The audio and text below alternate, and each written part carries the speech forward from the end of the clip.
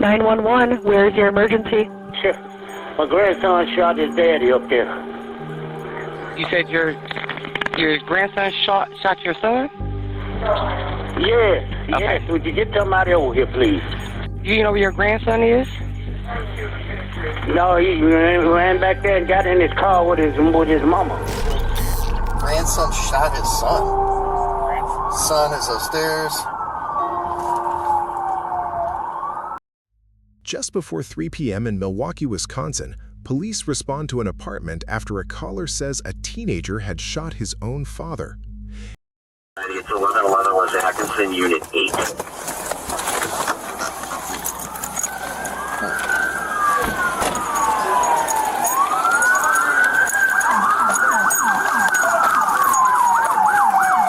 We got entry here. We got entry right here.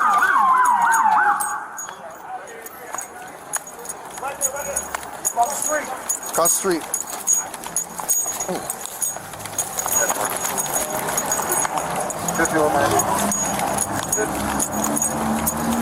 5195. Hey, did the shooter run? Where's the runner at? Where is he? The shooter's up there?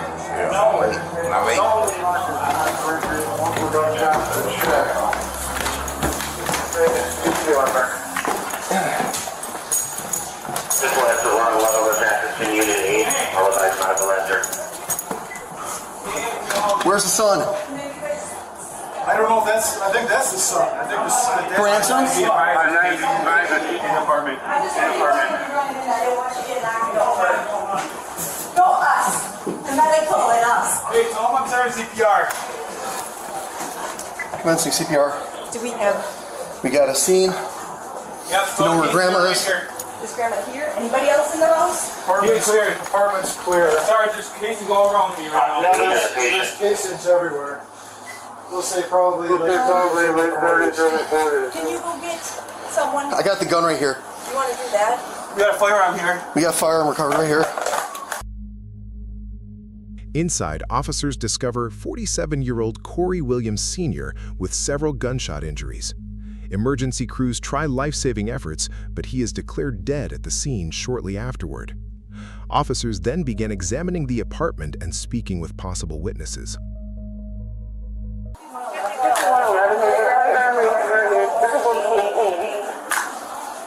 Where's grandma? 5111, firearm recovered.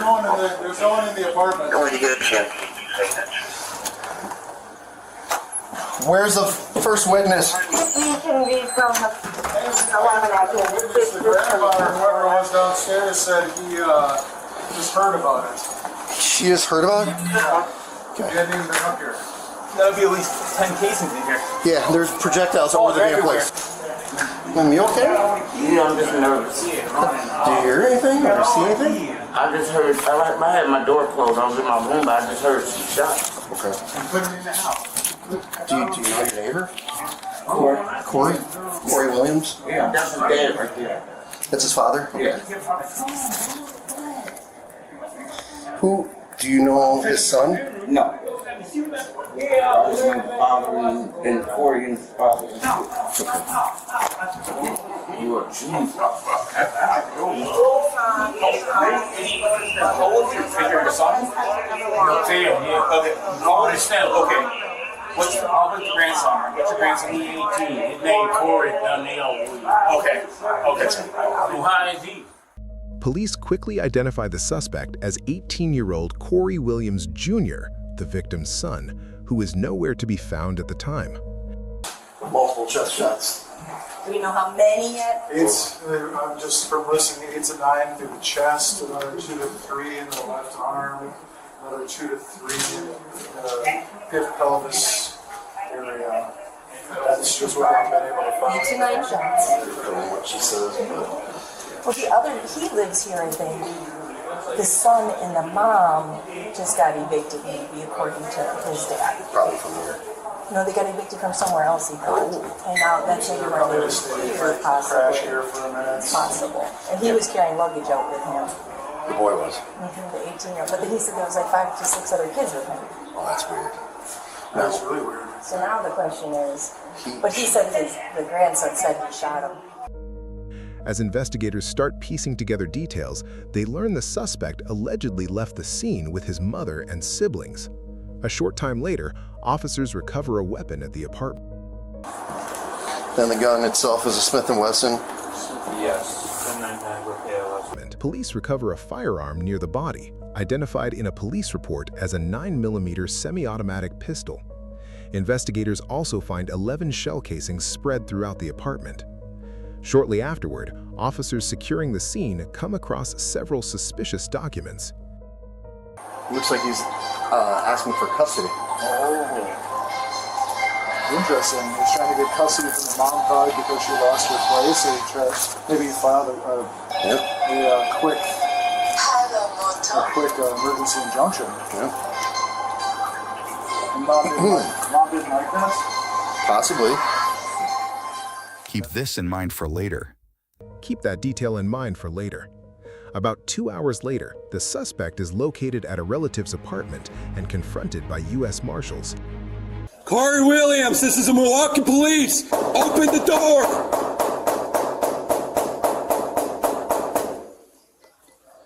Corey, open the door. Voice. Open the door. This is gonna get breached. It's open it. Open it now. What did you say? I can't hear him. He said run off the back door or something. Let me see your hands. Corey, come out, Corey. Come out. Sir, come on out. The babies are in. Who else is in here? Police identify the suspect seen here as Corey D. Williams, the teenager accused of killing his father just hours earlier. About the babies, can I get my assistance? Can I get my assistance? Yes, all right. Can I please? Hey, let me see your hand. Next, Corey Jr. is taken to the police station where detectives are waiting to question him. You heard that right. Who all lives in that building off of 11th and Atkinson? It was my father, and then for a little bit it was my little sisters. Did you stay over there yourself? For a little minute, yeah. Okay. What kind of duration, like from when to when did you live there? For I said like 3 months. Okay. Do you remember how long ago that was? No. You know if it was like a year ago, 2 years ago, 3 years ago? It was like 2 weeks ago. Oh, you stopped living there about 2 weeks ago? Yeah, he kicked me out. Okay. Corey says his father forced him out of the apartment just 2 weeks before the shooting, a claim that immediately catches the investigators' attention. Let's continue. You said you were kicked out a couple weeks ago. Are you able to kind of explain why that happened, or? He was asking me to do something, I refused, and he just kicked me out. Okay. Do you remember what he was asking you to do?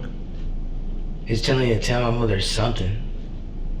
And I refused, and he kicked me out the same night. Do you remember what he wanted you to tell your mom? No. Why'd you guys go over there yesterday? My mother was trying to get them. She was trying to get like a police escort, and they told her to go down there and try and grab them first. Before she called them for an escort. Like she called them once. They told her to go there and try to grab them. And if he denied her, grabbing them, she'd step out and call them again. She'd get a police escort. And your mom wanted to pick up all the rest of the kids that were over there. So besides your older sister and you, the rest of the kids were there. Yeah. Corey explains that he and his mother went to the apartment to pick up his siblings after a custody dispute came up. We'll hear more about that later. For now, detectives want to know exactly what happened before the shooting. So when you guys get there, do you guys knock at the door, or how does that work? We went to the front door. We were ringing our grandfather's doorbell so he can let us in. Okay. He didn't let us in. We went around back, and there's like a... Was your dad there? No. Okay, so he wasn't home when you guys got there? How long do you guys think you were there before your dad came home? Like 5 to 10 minutes, maybe 20. Okay, and then if you're able to kind of explain what happened. But when he came in, Yeah. He came in, like, to the front door. I was grabbing my stuff, putting it in a suitcase, like my computer and my clothes.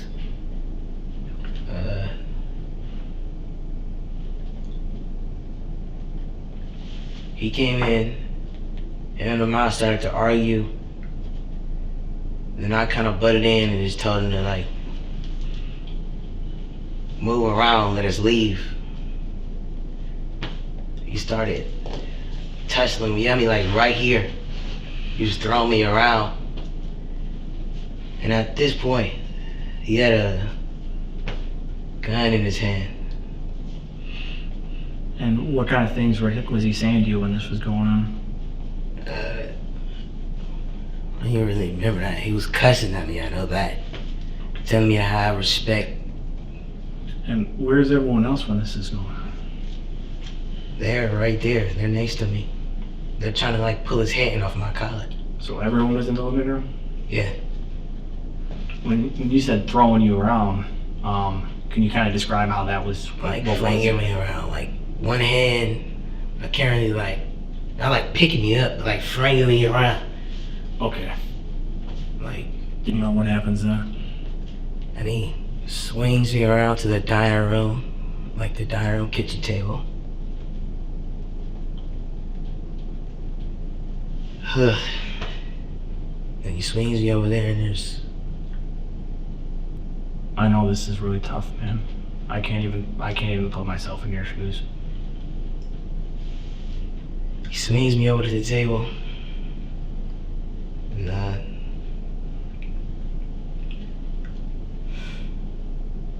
there's a firearm on the table, or a gun. Yeah, I grab it and I shoot him.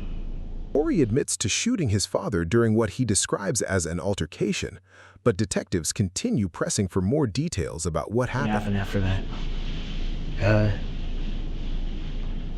We left, then left, but like, my mother called the police, then we left. Did your siblings go with you? Like, to the car? Yep.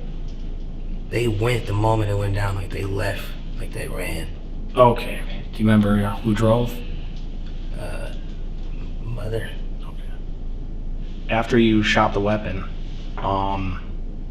what did your dad do?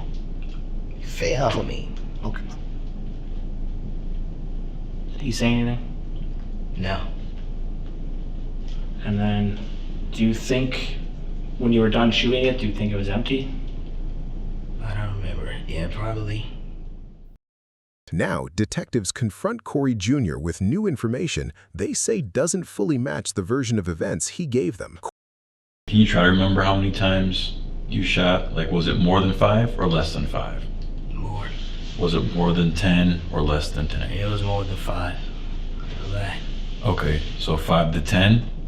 Okay, is it more than 10 or do you remember? I don't. Okay. And when your dad fell, did you continue to shoot from your recollection? No. No? No. Okay. By the time he fell, it was over. Okay. Because we'll bring in a few photos, and the only reason why we asked that is because in the crime scene where he was, there was casings around his body. No. One of the things that I'm concerned about down the line is that the autopsy shows that potentially maybe he was hit while he was already on the ground. If that's the case, I just want to jump ahead of that and figure out why that would be. So if that happened, I would really appreciate kind of the explanation behind that versus hearing it one way now and then figuring it out later. Because I'm not calling you a liar at all. I just want to get ahead and figure out what happened. Yeah, I'm done. Okay. Okay, that's it. I know it's a lot. We threw a lot at you, but Corey ends the interview and is booked into jail on charges of second-degree reckless homicide and use of a dangerous weapon. Next, detectives question Corey's mother, who allegedly helped him leave the scene. Let's hear what she has to say. We do need to get more of an understanding as to what happened. And I guess you told him kind of a motive yesterday as far as him forging your signature. Yeah. Now, is that true? Yeah, that wasn't a motive, but that wasn't the reason why. It was kind of the reason why I went up there, but I was already wanting to go over there. Okay. But then once I got that call, it was like, yeah, I need to officially go over there, because at this point, I feel like he was going a little bit too far with things. He's doing a lot. So once they called and told me that he forged my signature, I was like, okay, I'm gonna just go over here and grab them really quick, because at this point, like, you can't just do court papers and then sign my signature on them and then say that that's official. The suspect's mother says the state informed her that her ex had allegedly forged her signature on custody paperwork, which she says led her to going to the apartment in the first place. She explains that she planned to pick up her children who had been temporarily staying with their father while she looked for a new place to live. Because he had already been like trying to threaten me to like go up there to do like custody papers and stuff. Why? And all I need is just for you to help watch the kids until I find a place to stay. Was it releasing all your rights and him taking complete rights of the kids, or was it, what was the paperwork? I have no idea. I didn't really read it. They didn't really say exactly what it was. So I'm guessing I'm thinking it was releasing all my rights and over to him. Why would he do that? I have no idea. He can hardly even take care of himself. That's why I ended up just dropping them off at their dad's house, and then I was in my car. Okay. But I just need him at that moment to just, take the kids for me. I was not like I said, I was abandoning him or anything, so I wasn't. And then how many kids you don't have to name, how many kids do you have with Corey? Together we had 6 kids together, because 2 of them missing his. Okay. I guess there's parts that you left out that we know there's just more to expand on. And I get it, you're scared. It's a trust issue. You've never talked with him before. Now this is your second interview with Mike. We're not gonna lie to you. We just want to hear an account as what happened. You know what happened to Corey? No, like I said, when I was walking out the door, that's when everything happened when I walked out the door. As soon as I walked out into the hallway, I heard the gunshots, and I turned around and I seen Mr. Williams on the floor. Okay. Yeah. And then you get contacted that there was this false signature, and then what do you do next? And then that's when I put on my clothes, and then I contacted Corey and I said, hey, you guys put your clothes on, because I want to go over there and grab the babies or whatever, because your dad is doing too much, so I just want you guys to go with me. Just talk to your son, Corey. Yeah, okay. Corey Jr. I just asked him like, hey, could you and Aiden come down there with me just for like safety reasons, so I can go grab the kids. After I got that call from the court, I called the non-emergency police line to see how can I get a police escort. And they told me to go down there and try first. And if I have to be in the area. And if I try first, and if he doesn't give me the kids first, to go back to the car and to call them, and they will come out and do the escort. And that's what I was going to do. But I took my sons with me for safety, just in case, because me and Corey has a history of domestic violence. Just in case he decided Which is reported? Yeah, just in case he decided to want to put his hands on me, I just had my sons with me to, help de-escalate things. When I got there, he wasn't there, so I just started putting their stuff on, getting them together. But then as we were getting them together, he came in the middle of that. And then he was Did he know you were going to be there? No. No, okay. It was So maybe it was a surprise to him that you were there. Yeah. Okay. And then I was just like, I'm coming to get the kids. And he's like, no, you can't do it, trying to show me that paper that he forged. And I'm like, I know you, that's just a paper that I know that you found off a line and you printed up and you typed it out and just took it up to the courts. That's not legit, that's not real. Yep. So I was like, he's like, you're still not gonna leave, you're not gonna leave, you're not leaving. And I'm like, yes I am. But then at that point, I was gonna go walk out to my car. I was gonna tell the boys to come on, let's go. And I was gonna walk to my car and call for the escort. But before I can do that, that's when everything just escalated from there.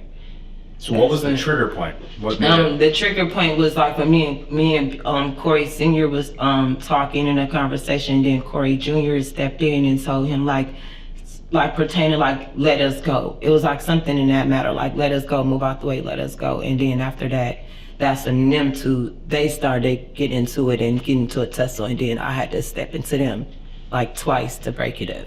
They got into a tussle, okay. Yeah. Who's all in the apartment when the arguings occur? It's everybody, and then I had my little ones go out into the hallway. Who's everybody? Just name. So it's me and all 8 of my children and Corey Sr. Hallway. How long were you in the hallway for? Like I want to say, like a second. Like I walked, as soon as I walked out the door. Bam, bam, bam, bam, bam. That's when I heard it, and I turned back around, and I ran back to the house. Now my kids don't have a father.